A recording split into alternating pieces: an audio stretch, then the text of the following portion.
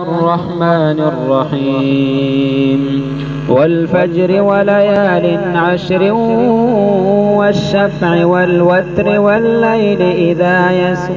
هل في ذلك قسم لذي حجر ألم تر كيف فعل ربك بعاد إرم ذات العماد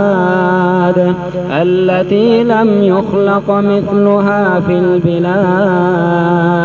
وثمود الذين جابوا الصخر بالواد وفرعون ذي الأوتاد الذين طغوا في البلاد فأكثروا فيها الفساد فصب عليهم ربك سوط عذاب إن ربك لبالمرصاد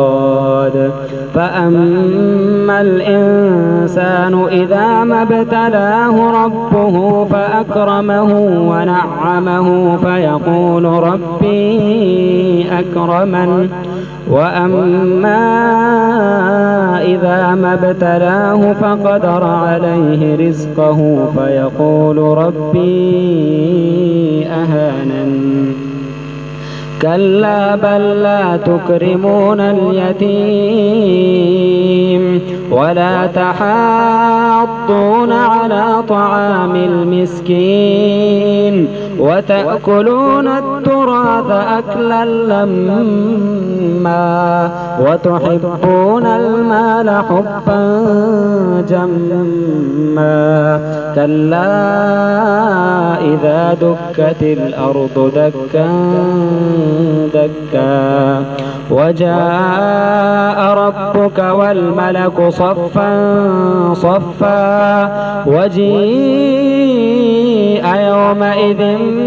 بجهنم يومئذ يتذكر الإنسان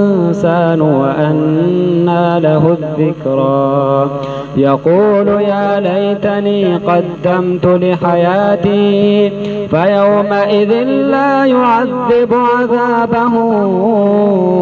أحد ولا يوثق وثاقه أحد يا أيتها النفس المطمئنة ارجعي إلى ربك راضية مرضية فادخلي في عبادي وادخلي جنتي.